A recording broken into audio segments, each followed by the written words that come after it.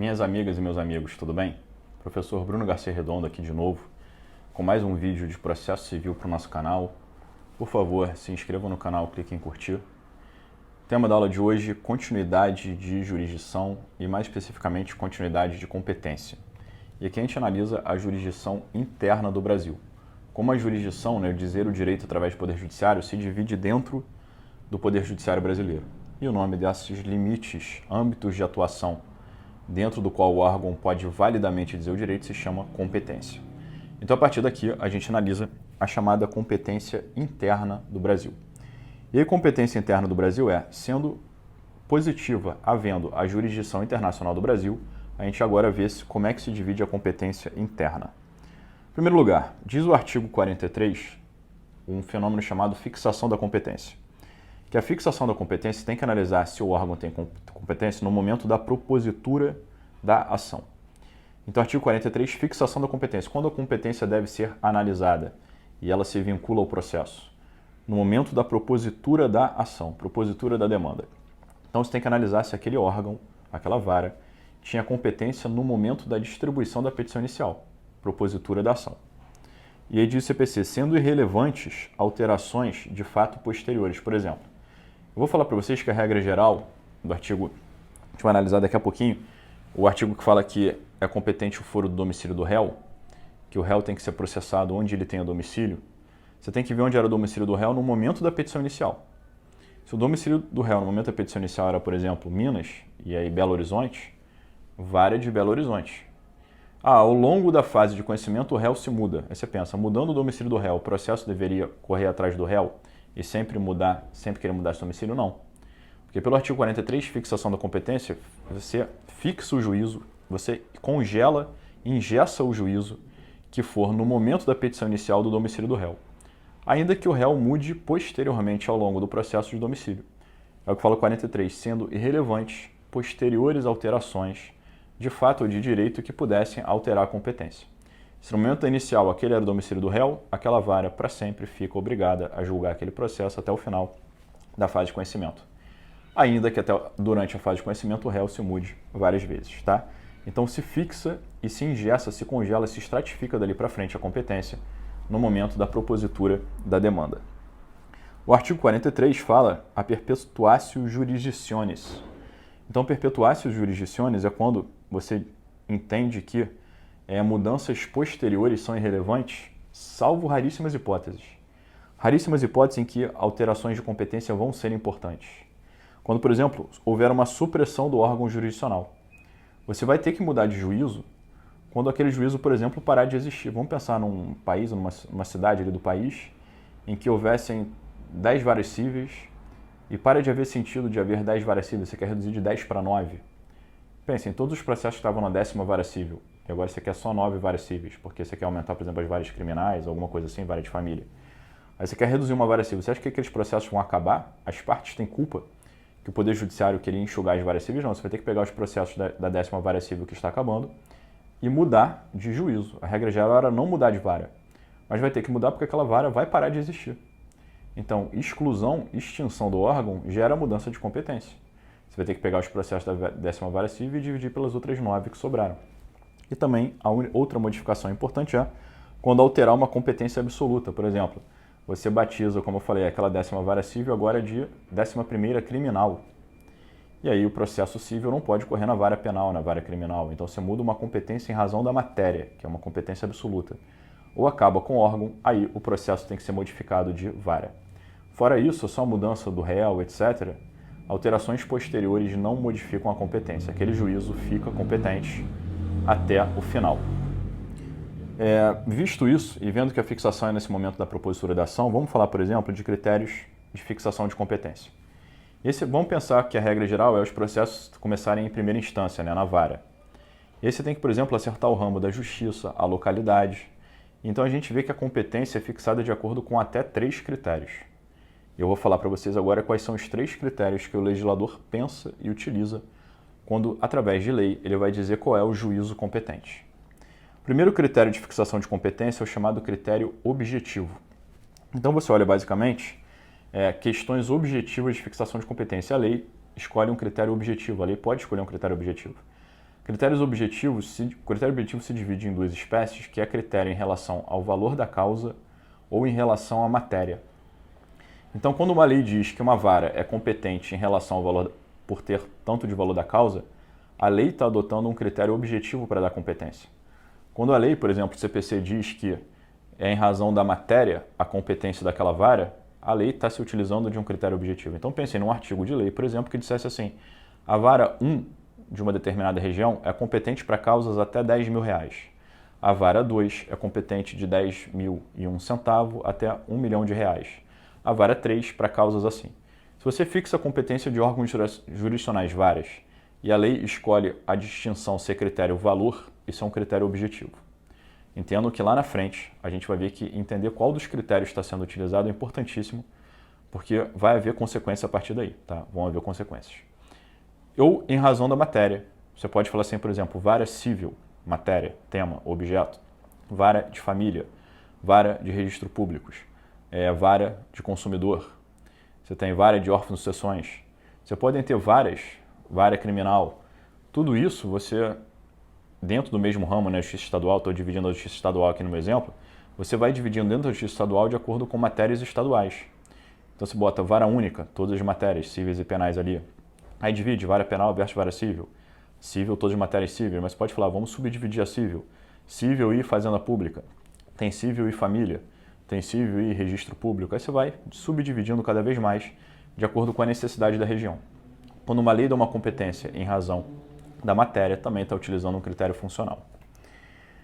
Segundo critério possível de fixação de competência, a lei pode não querer falar de valor para distinguir as varas, nem de matéria.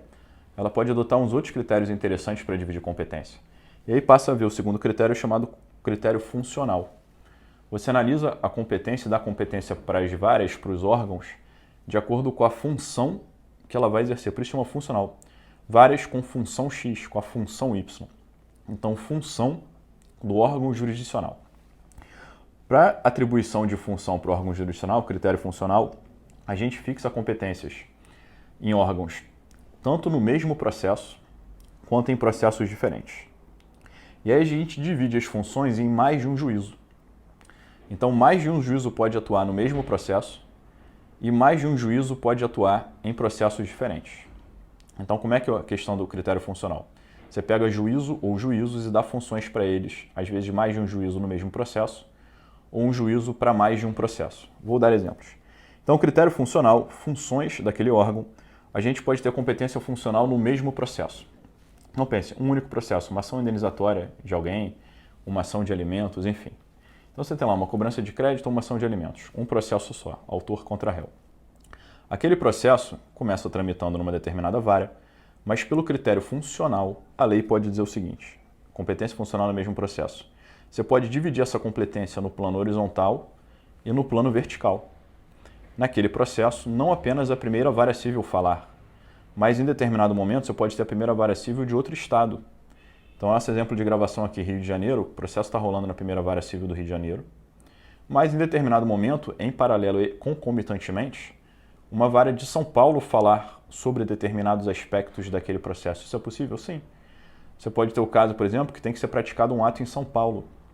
Em ramos de justiça estadual, juiz estadual do Rio de Janeiro, oficial de justiça do Rio de Janeiro, só atuam no Rio de Janeiro, eles não cumprem atos em São Paulo. Então pode ser que você tenha um ato determinado para ser praticado em São Paulo. Por exemplo, uma penhora de um bem que está em São Paulo, numa execução, e o processo está rolando no Rio. Então a maioria dos bens do devedor está aqui, você não consegue todos os bens do devedor, tem um em São Paulo. O juiz do Rio de Janeiro vai expedir um ato chamado carta precatória para o juiz de São Paulo.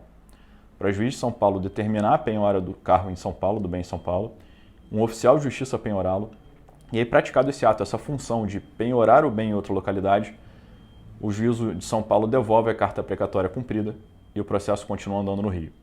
Veja, um processo só, a carta precatória não é um novo processo, é um desdobramento de atos dentro do mesmo processo.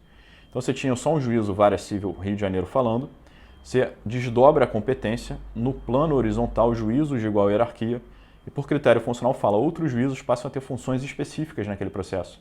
O juiz de São Paulo fazer as penhoras que sejam de São Paulo, e assim vai. E dentro do mesmo processo você pode ter também critério funcional hierárquico. E aí pensem, lógico, em recursos. Um processo começa numa primeira vara, o juiz da primeira vara dá uma decisão interlocutória, uma decisão no meio do processo, cabe um recurso. É o juiz da primeira vara que vai julgar o recurso chamado agravo de instrumento contra a decisão interlocutória? Não. A lei vai falar em paralelo, enquanto o processo está rolando em primeira instância, passa um outro órgão jurisdicional a poder falar no mesmo processo, através do recurso agravo de instrumento. E o agravo de instrumento vai para uma Câmara Civil para um desembargador. Enquanto o processo está rolando em primeira instância, o desembargador está revendo, por exemplo, aquela decisão liminar, chamada tecnicamente de tutela provisória.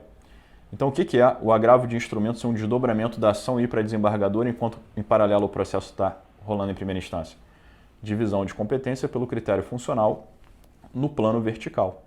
Tá? Então, era só um juízo que falava, vara civil. Momentaneamente passa a primeira Câmara Civil a falar também no processo enquanto tem recurso. Julga o recurso para a Câmara Civil de atuar no processo concomitantemente e continua apenas a primeira vara civil. Aí vem a sentença. Você vai transferir o processo da primeira instância para ser julgado a apelação pela segunda instância, pelo desembargador em Câmara Civil. Então sai da primeira instância, que era o juízo que atuava, e passa aí para a segunda instância, Câmara Civil, para julgar a apelação contra a sentença final. O que é isso? Divisão de competência pelo critério funcional. Tá? Então, o critério funcional, no mesmo processo, mais de um juízo pode atuar no mesmo processo, seja em paralelo, seja em concomitante, seja de forma sucessiva. Então, o mesmo processo com mais de órgão jurisdicional atuando. Divisão de funções, critério funcional. E como eu falei para vocês, pode ocorrer critério funcional em processos diferentes. E aí, mais de um processo para o mesmo juízo, quando esses processos tiverem algum tipo de ligação. Então, fala assim, um juiz, quando recebe um primeiro processo, se tiver um outro a ele relacionado para que ele exerça certas funções, esse juízo fica competente também para o segundo processo a ele relacionado. Então, há um primeiro processo, por exemplo, uma execução de título extrajudicial para a primeira vara civil. Você está executando um cheque, tem lá um cheque, é um contrato não pago, que seja título executivo extrajudicial, entra como execução na primeira vara civil. Pelo CPC brasileiro, execução, vídeo lá na frente em processo civil, não tem nada a ver com TGP, mas a defesa na execução se chama, de título extrajudicial, se chama embargos. Embargos é um segundo processo, é meio estranho, mas é assim, você tem a primeira ação execução, cobrando lá o valor, e a defesa vem através de uma segunda ação chamada embargos à execução, ou embargos executado. Primeira ação, você leva a livre distribuição, cai para a primeira vara civil.